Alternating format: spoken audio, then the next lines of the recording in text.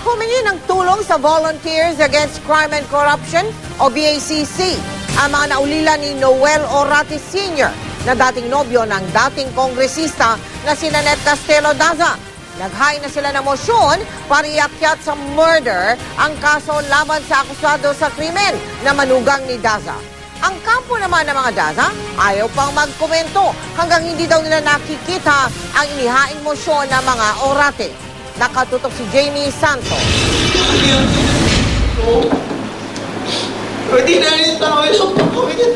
Madamdamin at malaman ang pahayag ng naulila ni Noel Orate Sr. sa pagharap sa media kanina. Hangad daw nila ay hustisya para sa ama kahit parang maimpluwensya ang kanilang mga kabangga. Pinapangako po sa papa ko. Hindi ako titigil. Makukuha ng papa ko ang justice. Hindi po kami atras. Ordinaryo man po kami pamilya, lalaban po kami. Humingi na rin sila ng tulong sa Volunteers Against Crime and Corruption o VACC. Hindi naman nag-atubili ang VACC.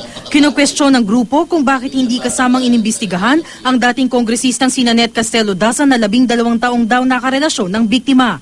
Nauna nang lumabas sa investigasyon na si Orate ay nabaril ng manugang ni Daza na si Bulacan Board Member Romeo Alan Robes. Ayon sa pamilya Daza, ipinagtanggol daw ni Robes ang asawang si Jessica na 7 buwang buntis at biyenang si Daza sa pangho-hostage umano ni Orate. Pero plano ng VACC na iakyat sa Department of Justice ang kaso para muling maimbestigahan. Mukhang ito ay may cover-up. Mukhang ito po ay shortcut. Dahil hindi siya kumpleto at kaya nga naging homicide instead na murder.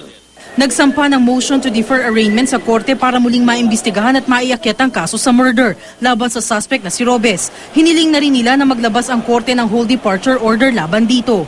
Nakikiusap ako, tulungan niyo kami. Tatay ko nawala.